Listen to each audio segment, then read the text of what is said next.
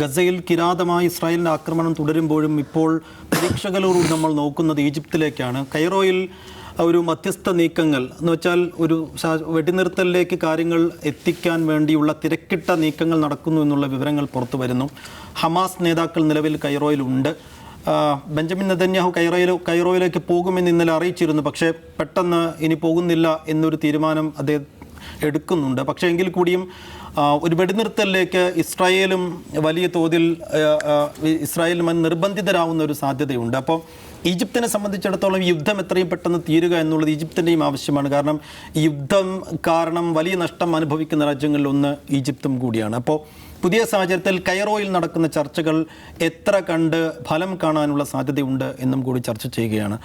ദാവൂദ് സാഹിബ്, കൈറോയിൽ ഇപ്പോൾ ഹമാസ് നേതാക്കൾ അവിടെ ഉണ്ടെന്ന് തോന്നുന്നു. ഇസ്രായേലിന് വലിയ ആവശ്യം നിലവിലുണ്ട്. അപ്പോൾ കൈറോയിൽ നിന്ന് ശുഭവാർത്തകൾ എന്തെങ്കിലും വളരെ വേഗത്തിൽ കേൾക്കാനുള്ള സാധ്യതയുണ്ടോ?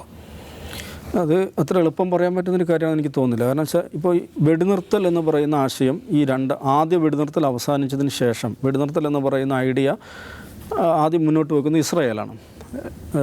അതിൻ്റെ കാരണം എന്ന് പറഞ്ഞിട്ടുണ്ടെങ്കിൽ ഇസ്രായേലിനകത്തുണ്ടായിട്ടുള്ള പലതരത്തിലുള്ള സമ്മർദ്ദങ്ങൾ, പ്രത്യേകിച്ച് ഈ ബന്ധുക്കൾ നടത്തിയിട്ടുള്ള ഇടപെടലുകളും അവർ പാർലമെൻറ്റിൽ തന്നെ വന്ന് ബഹളം ഉണ്ടാക്കിയതും നെതന്യാഹുമായിട്ടുള്ള യോഗത്തിൽ ബഹളം ഉണ്ടായതും വലിയ പ്രതിഷേധങ്ങൾ അവിടെ ഉണ്ടായി. അതാണ് ആ സമയത്ത് ഉണ്ടായിട്ടുള്ള ഒരു സമ്മർദ്ദം എന്ന് പറയുന്നത്. പക്ഷേ ഇപ്പോൾ രണ്ടാമത്തെ ഒരു ഘടകം കൂടെ ഉള്ളതെന്ന് വെച്ചിട്ടുണ്ടെങ്കിൽ IDF അംഗങ്ങൾ കൊല്ലപ്പെടുന്നതിൻ്റെ എണ്ണം വർദ്ധിച്ചുകൊണ്ടിരിക്കുകയാണ്. ഓരോ ദിവസവും ഗസയിൽ നിന്ന് വരുന്ന വാർത്ത നമുക്കറിയാം. IDFൻ്റെ ആളുകൾ കൊല്ലപ്പെടുന്നതിൻ്റെയും ടാങ്കുകൾ തകർക്കപ്പെടുന്നതിൻ്റെയും വാർത്തകൾ വരുന്നു. എന്ന് മാത്രമല്ല, കൊല്ലപ്പെടുന്നതിനേക്കാൾ കൂടുതൽ പരിക്കേറ്റവർ, അതിൽ തന്നെ ആയിരക്കണക്കിന് IDF സോൾജിയേഴ്സ് അവർ പെർമനൻ്റ്ലി ഡിസേബിൾഡായി എന്നുള്ള വാർത്തകൾ വരുന്നു. അതൊക്കെ ഇസ്രായേലിനകത്ത് വലിയ പ്രത്യാഘാതങ്ങൾ ഉണ്ടാകുന്നുണ്ട്. അപ്പം ഗസയിൽ ഇപ്പോൾ സർവീസിലിരിക്കുന്ന പട്ടാളക്കാരുടെ ബന്ധുക്കൾ, പരിക്ക് പറ്റിയവരുടെ ബന്ധുക്കൾ, അവരുണ്ടാക്കുന്ന സമ്മർദ്ദം, ഈ ബന്ദികളുടെ ബന്ധുക്കൾ ഉണ്ടാക്കുന്നത് പോലെയുള്ള സമ്മർദ്ദം അവരുണ്ടാക്കുന്നുണ്ട്. ഇപ്പോൾ കഴിഞ്ഞ ദിവസം ഒരു വാർത്ത വന്നിരുന്നു, ഈ പരിക്ക് പറ്റിയവരെ സന്ദർശിക്കുവാൻ അദ്ദേഹം ആശുപത്രിയിലേക്ക് പോകുകയാണ് നെതന്യാഹു.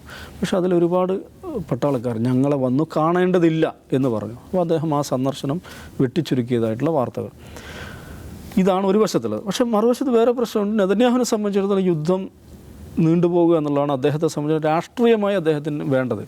കാരണം അദ്ദേഹത്തിൻ്റെ അധികാരം നിലനിർത്തുക എന്നുള്ളത് യുദ്ധം നിലനിൽക്കുന്ന കാലത്തെ നടക്കുകയുള്ളൂ. ഇതിന് തൊട്ട് മുമ്പ് ഈജിപ്തിൻ്റെ ഭാഗത്ത് നിന്ന് തന്നെ ഈ വെടിനിർത്തൽ നിർദ്ദേശം വന്നപ്പോൾ അതിനെ ഹമാസ് തള്ളിക്കളയാണ് ചെയ്തത്. ഹമാസ് അതിലെടുത്തിട്ടുള്ള പൊസിഷൻ എന്താണെന്ന് പറഞ്ഞിട്ടുണ്ടെങ്കിൽ ഇനിയൊരു വെടിനിർത്തൽ ചർച്ച യുദ്ധം നിർത്തിയതിന് ശേഷമേ ഉള്ളൂ എന്നുള്ളതാണ്. നിങ്ങൾ യുദ്ധം അവസാനിപ്പിക്കൂ, അധിനിവേശം അവസാനിപ്പിക്കൂ, നിങ്ങളുടെ ബൂട്ടുകൾ പിൻവലിക്കൂ, ഗസയിൽ നിങ്ങളെ പട്ടാളക്കാരെ പിൻവലിക്കൂ, അതിനുശേഷം നമുക്ക് ബന്ദിമോചന ചർച്ചകൾ, വെടിനിർത്തൽ എന്നതിന് ശേഷം ചർച്ച എന്നുള്ളതാണ് ഹമാസിൻ്റെ പൊസിഷൻ. ആ ഒരു പൊസിഷനിലേക്ക് അവരെത്താൻ കാരണം എന്ന് വെച്ചിട്ടുണ്ടെങ്കിൽ ഗസയിലെ ഈ പറയുന്ന കരയുദ്ധത്തിൽ അവർക്ക് മേൽക്കൈയുണ്ട് എന്നുള്ളതാണ്. നോക്കൂ സൈഫ്, നമ്മൾ ഈ ഔട്ട് ഓഫ് ഫോക്കസിനെ തുടക്കം മുതൽ പറഞ്ഞൊരു കാര്യമാണ്. ഗസയിലേക്ക് IDF വരുന്നു എന്നുള്ളത് ഹമാസിനെ സംബന്ധിച്ചിടത്തോളം അവർക്കൊരു സ്ട്രാറ്റജിക് ലിവറേജ് ആയിരിക്കും. അവർക്ക് യുദ്ധത്തിൽ മേൽക്കൈ ലഭിക്കും. ഇസ്രായേലിനെ സംബന്ധിച്ചിടത്തോളം ആകാശത്ത് നിന്ന് ബോംബ് വർഷിക്കാനേ പറ്റുള്ളൂ. അന്ന് നമ്മൾ പരിഹസിച്ചുകൊണ്ടിരുന്ന ആളുകളുണ്ടായിരുന്നു. ഇപ്പോൾ കഴിഞ്ഞ ദിവസം IDFൻ്റെ തന്നെ മുൻ തലവൻ പറഞ്ഞു, ഗസയിൽ ഹമാസിനോട് നമ്മൾ തോറ്റുകൊണ്ടിരിക്കുകയാണ് എന്ന് ഇസ്രായേലിലെ തന്നെ ഉത്തരവാദപ്പെട്ട രാഷ്ട്രീയ നേതാക്കളും മുൻ സൈനിക ഉദ്യോഗസ്ഥരും പറയുന്ന സമയമാണിത്. അപ്പോൾ അതിൽ എന്താണ് അങ്ങനെയുള്ള ഒരു പ്രശ്നം കൂടെ അതിനകത്തുണ്ട്. ഈ പറയുന്ന ഗസയിലെ സൈനിക ലക്ഷ്യങ്ങൾ, ഇസ്രായേൽ പ്രധാനമന്ത്രി നെതന്യാഹു ആണെങ്കിലും യോവ് ഗാലൻ്റാണ്, പ്രതിരോധ മന്ത്രി യോവ് ഗാലൻ്റ് ആണെങ്കിലും അവരെണ്ണിപ്പറയുന്ന സൈനിക ലക്ഷ്യങ്ങളിൽ ഒന്നാണ് എലിമിനേറ്റിംഗ് ഹമാസ്. അവരുപയോഗിക്കുന്ന എല്ലാ സമയത്തും അവരുപയോഗിക്കുന്ന വാക്ക് ശ്രദ്ധിക്കണം. Destruction of Hamas, elimination of Hamas, ഈ രണ്ട് വാക്കുകളാണ് അവരുപയോഗിക്കുന്നത്. പക്ഷേ ഒരു സന്ദർഭത്തിൽ പോലും, ഇപ്പം മിനിയാന്നും ഇസ്രായേൽ IDFൻ്റെ ചീഫ് ഹെർസി ഹലവിയുടെ പത്രസമ്മേളനം ഉണ്ടായിരുന്നു. അദ്ദേഹം ഒരു സന്ദർഭത്തിൽ പോലും ഈ വാക്ക് ഉപയോഗിച്ചിട്ടില്ല. അദ്ദേഹം ഉപയോഗിക്കുന്ന വാക്ക് ഡിസ്മാൻഡ്ലിങ് ഹമാസ് എന്നുള്ളതാണ്. ഇത് നമ്മൾ വ്യത്യാസം നമ്മൾ മനസ്സിലാക്കണം. അപ്പോൾ എലിമിനേഷൻ ഓഫ് ഹമാസ് അല്ലെങ്കിൽ ഡിസ്ട്രക്ഷൻ ഓഫ് ഹമാസ്, ഇത് രാഷ്ട്രീയ നേതാക്കൾ അവരുടെ റട്ടറിക്കിൻ്റെ ഭാഗമായിട്ട് ആവേശം ഉണ്ടാക്കാൻ വേണ്ടി പറയുന്നതാണ്. IDFൻ്റെ ചീഫ് എന്ന് പറയുമ്പോൾ അദ്ദേഹം കുറച്ചും കൂടി ഇതിൻ്റെ പ്രായോഗികതകളെക്കുറിച്ച് ധാരണയുള്ള ആളാണ്. കാരണം അദ്ദേഹമാണ് ഫീൽഡിൽ ഫൈറ്റ് ചെയ്യുന്ന ആൾ. ഒരു സന്ദർഭത്തിൽ പോലും ഒക്ടോബർ 7 മുതലുള്ള ഇന്നിപ്പോൾ 84 ദിവസമായില്ല, ഈ ഒക്ടോബർ 7 മുതൽ ഈ 84 ദിവസം എടുക്കുക, ഒരു തവണ പോലും ഹെർസി ഹലേവി ഈ വാക്ക് ഉപയോഗിച്ചിട്ടില്ല. എന്ന് മാത്രമല്ല, ഡിസ്മാൻഡലിങ് ഹമാസ് എന്ന വാക്ക് അദ്ദേഹം എല്ലാ സന്ദർഭത്തിലും ഉപയോഗിച്ചിട്ടുണ്ട്. മെനിയാന്നത്തെ പത്രസമ്മേളനത്തിൽ ഉപയോഗിച്ചിട്ടുണ്ട്.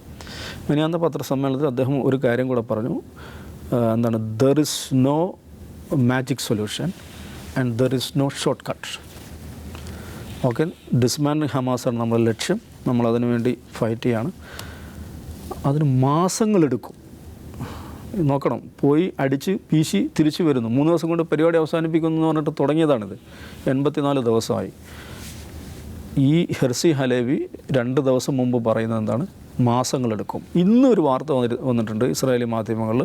എന്താണെന്ന് വെച്ചിട്ടുണ്ടെങ്കിൽ, ഈ പറയുന്ന ഗസ ബോർഡറിൽ ഉള്ള ഈ സദേൺ ഇസ്രായേലിലുള്ള ഒരുപാട് ആളുകളെ ഇസ്രായേൽ മാറ്റിപ്പാർപ്പിച്ചിട്ടുണ്ട്. അല്ലെ, ഇൻറ്റേർണലി ഡിസ്പ്ലേസ്ഡ് ആയിട്ടുള്ള ആളുകൾ അവിടെയുണ്ട്. ഏതാണ്ട് 2 ലക്ഷത്തിനടുത്ത് വരും അത്.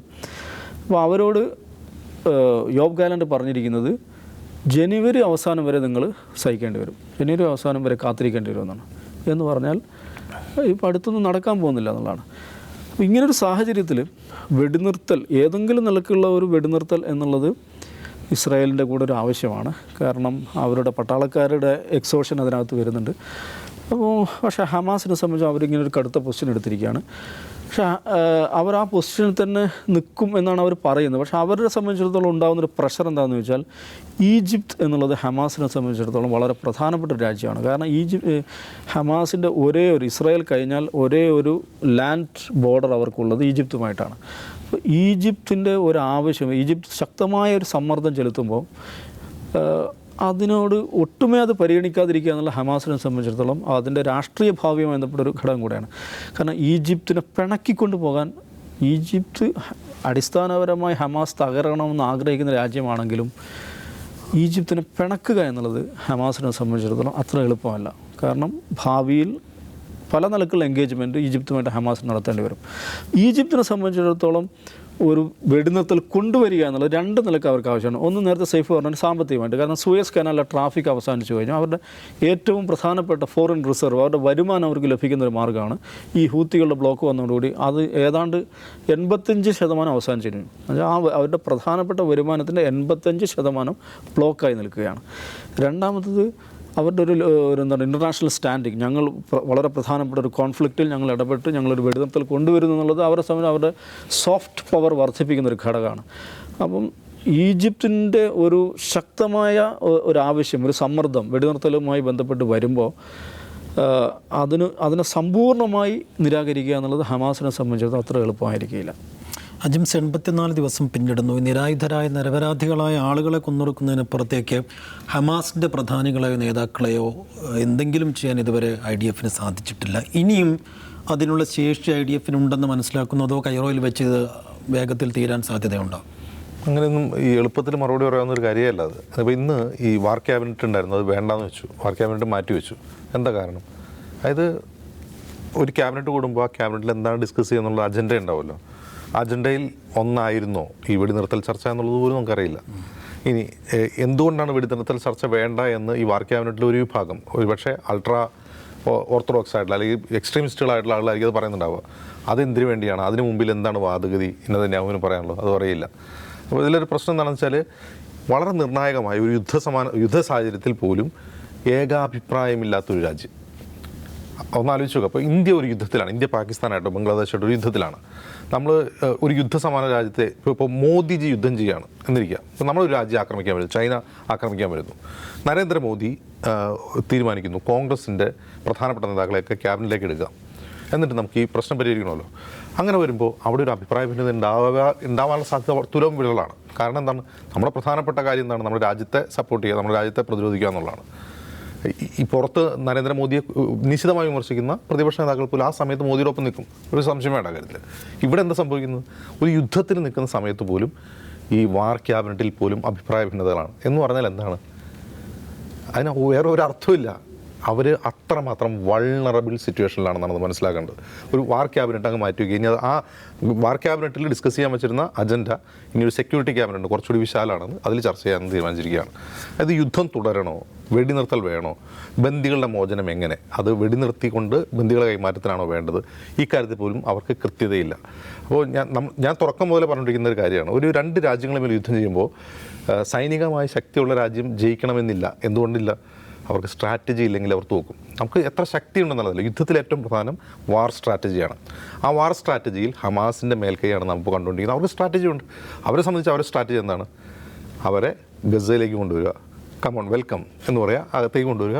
ആ ഹമാസിൻ്റെ ടണൽ ഷാഫ്റ്റുകളിലേക്ക് ഇറങ്ങി കുറേ ആളുകൾ ഇറങ്ങി വീഡിയോ ഒക്കെ എടുത്തായിരുന്നല്ലോ IDF-ൻ്റെ സൈനികർ. അതിലെത്ര പേരിലേക്ക് ഇറങ്ങി ഇവർ മരിച്ചു പോയിട്ടുണ്ട്. അപ്പോൾ അവർക്ക് സ്ട്രാറ്റജി ഉണ്ട്. അവരെ ഇങ്ങോട്ട് കൊണ്ടുവരിക, വെടിവെച്ച് പോയില്ല. മെർക്കേവ ടാങ്ക് പൊട്ടിക്കുന്ന ഒരു വീഡിയോ സേവ് കൊണ്ടിട്ടുണ്ടാവും. ഒരു ടാങ്ക് വന്നിട്ട് സ്ട്രീറ്റിൽ നിൽക്കുകയാണ്, ഒരു കയ്യിലൊരു ബോംബും പിടിച്ചുകൊണ്ട് ബിരിയാണി പാത്രം ഇങ്ങനെ പിടിച്ച് വളരെ കൂളായിട്ട് ഒരു പ്രത്യേക ആംഗിളിലേക്ക് കൊണ്ടുപോകും. കാരണം അവനറിയാം ഏത് ആംഗിളിലാണ് ക്യാമറ എന്നറിയാം. അങ്ങോട്ട് ഓടുന്നു, ഒരു ബോംബ് വയ്ക്കുന്നു, തിരിച്ചു വരുന്നു, പൊട്ടുന്നു. ചുറ്റും ക്യാമറകളുള്ള, അത് ക്യാമറകളാൽ പ്രവർത്തിക്കുന്ന ടാങ്കാണ് മെർക്കേവ. അതായത് അതിന് ചുറ്റുമുള്ള എല്ലാം അവിടെ നിന്ന് സ്ക്രീനിൽ നിന്ന് കാണാം. അങ്ങനെ ഒരു ടാങ്ക് ഒരുത്തം കൂളായിട്ട് പോയി ഒരു ബോംബ് വെച്ച് പൊട്ടിക്കുക എന്ന് പറഞ്ഞാൽ ആലോചിച്ച് നോക്കുക. അപ്പോൾ ഇവർ എത്രമാത്രം എക്യുപ്ഡ് ആണെന്ന് ഇവർക്ക് അറിയില്ല, ഇവർ എന്താണ് ചെയ്യുന്നതെന്ന് അറിയില്ല. ഹമാസ് എന്താണ്, ഈ ഗസ മെട്രോ എന്നറിയപ്പെടുന്ന ടണൽ എന്താണെന്ന് പോലും അറിയാതെ അങ്ങോട്ട് ചെന്ന് കയറി കൊടുത്തേക്കാണ്. അപ്പോൾ ഇതാണ് അവിടെ സംഭവിച്ചുകൊണ്ടിരിക്കുന്നത്. അപ്പോൾ ഞാൻ ഇന്നലെ പറഞ്ഞതുപോലെ തന്നെ ഒരു സൊസൈറ്റി എന്ന നിലയിൽ, ഒരു പൊളിറ്റിക്കൽ സൊസൈറ്റി എന്ന നിലയിലും കൾച്ചറൽ സൊസൈറ്റി എന്ന നിലയിലും ഇസ്രായേൽ ഇന്ന് ശിഥിലമാണ്. അതങ്ങനെ തന്നെ വായിച്ചെടുക്കണം. ശിഥിലമാണെന്ന് പറഞ്ഞാൽ ഏകാഭിപ്രായം അവർക്കില്ല എന്ന് മാത്രമല്ല, ഇപ്പോൾ ഈ റിസർവിസ്റ്റുകളായ ആളുകളുടെ ഒരു എന്താണ് പറയുക എതിർ പ്രകടനങ്ങൾ പുറത്തു വരികയാണ്. ഇപ്പോൾ ഒരു 18 വയസ്സുള്ള ഒരു പയ്യൻ്റെ വീഡിയോ ഇപ്പോൾ വൈറലാണ്. അങ്ങനത്തെ കുറേ ആളുകളുണ്ട്. അതായത് അവിടെ നിർബന്ധിത സൈനിക സേവനമാണല്ലോ. രാഷ്ട്രീയ കാരണങ്ങളാൽ എനിക്ക് നിർബന്ധിത സൈനിക സേവനം പറ്റില്ല, നമ്മൾ ഗസയിലും വെസ്റ്റ് ബാങ്കിലും നടത്തിക്കൊണ്ടിരിക്കുന്ന ഒക്യുപ്പേഷനാണ്, ഞാൻ ഇതിന് ചേരില്ല എന്നൊരു പയ്യൻ ഉറക്കം വിളിച്ചവരാണ്. വൈറലായിരിക്കണം ആ വീഡിയോ. അവനെ ജയിലിലടച്ചു. അങ്ങനെ ചെയ്ത ജയിലിലടയ്ക്കും. ഇസ്രായേലിൻ്റെ ഒരു ശീലം അങ്ങനെയാണ്. പക്ഷെ അത് അന്താരാഷ്ട്ര നിയമങ്ങളുടെ ലംഘനമാണ്. ഇപ്പോൾ ഒരു രാഷ്ട്രീയ കാരണത്താൽ നിർബന്ധിത സൈനിക സേവനം ഉണ്ടെങ്കിൽ പോലും രാജ്യത്ത് എനിക്കത് ചെയ്യാൻ നിവൃത്തിയില്ല എന്ന് പറയുന്ന ആളെ ശിക്ഷിക്കാൻ പാടില്ല. അത് എത്ര പ്രാവശ്യം പറഞ്ഞാലും ശിക്ഷിക്കുകയാണ് ഇസ്രായേൽ. ഇപ്പോൾ ഞാൻ പറഞ്ഞു പറ്റില്ല എന്ന് പറഞ്ഞു, അടുത്ത വർഷം അടുത്ത യുദ്ധം വരുമ്പോൾ പറ്റില്ല എന്ന് പറഞ്ഞാലും ശിക്ഷിക്കുകയാണ്, ജയിലിടുകയാണ്. അപ്പോൾ ഒരു വശത്ത് ഇന്നലെ കേട്ട വേറെ വാർത്ത ഉണ്ടായിരുന്നു, തിരിച്ചു വരുന്ന വഴിക്ക് ഉറക്കം എഴുന്നേറ്റ് ഒരാൾ സ്വപ്നം കണ്ട് ചുറ്റുള്ളവരെ വെടിവെച്ചു. ഇതെന്തുകൊണ്ടാണ്? ഒരു സൈന്യത്തിൻ്റെ മൊറയിൽ എന്ന് പറയുന്നത് ഈ സ്ട്രാറ്റജിയുടെ കൂടെ ഭാഗമാണ്. ഇവർക്ക് നമ്മളെന്താണ് ചെയ്തുകൊണ്ടിരിക്കുന്നത് എന്നതിനെക്കുറിച്ചുള്ള കൃത്യത ഈ വെടിവെക്കാൻ പോകുന്ന അല്ലെങ്കിൽ ടാങ്കുമായിട്ട് പോകുന്ന പട്ടാളക്കാർക്കില്ല. നമ്മളെന്താണ് ഒന്ന് ആലോചിക്കുക സേഫ്. നമ്മളിപ്പോൾ എന്തിൻ്റെ പേരിലാണെങ്കിലും ഒരു 300 ചതുരശ്ര കിലോമീറ്റർ സ്ഥലത്ത് ഒരു 10-21 ലക്ഷം മനുഷ്യരുടെ മുമ്പിലേക്ക് മുകളിൽ നിന്ന് ബോംബിട്ട കുഞ്ഞുങ്ങളെ സ്ത്രീയും കൊന്നുകൊണ്ടിരിക്കുന്നത് ഈ 3 മനുഷ്യരാണല്ലോ. ഈ IDF എന്ന് പറയുന്നത് പിശാചുകളൊന്നുമല്ല, മനുഷ്യരല്ലേ. ഇവരിത് കണ്ടുകൊണ്ടിരിക്കുകയല്ലേ. അവരുടെ മാനസികം എന്തായിരിക്കും? അപ്പോൾ ഒരു രാഷ്ട്രം എന്ന നിലയിൽ ഇസ്രായേൽ ശിഥിലമാവുകയാണ്. ഒരു സൊസൈറ്റി എന്ന നിലയിൽ ഇസ്രായേൽ ശിഥിലമായിക്കൊണ്ടിരിക്കുകയാണ്. അതിൻ്റെ ഏറ്റവും വലിയ ഉദാഹരണമാണ് ഞാൻ ഇന്ന് കാണുന്നത് ആ ക്യാബിനറ്റ് മാറ്റിവെച്ചത്. അപ്പോൾ കൃത്യമായ സ്ട്രാറ്റജി ഇല്ലാതെ, ലക്ഷ്യബോധമില്ലാതെ പതറുന്ന ഒരു ഇസ്രായേലിനെ കാണുകയാണ് നമ്മൾ. അതുകൊണ്ട് കൈറോയിൽ വലിയ സമാധാന നീക്കങ്ങൾ നടക്കുന്നുണ്ടെങ്കിൽ കൂടിയും അത് എത്ര കണ്ട് ഫലവത്താകും വളരെ വേഗത്തിൽ എന്നുള്ളത് നോക്കിയിരുന്ന് കാണേണ്ട സംഗതി തന്നെയാണ്. ഔട്ട് ഓഫ് ഫോക്കസ് അവസാനിക്കുകയാണ്. നാളെ വീണ്ടും ഇരിക്കാം. നമസ്കാരം.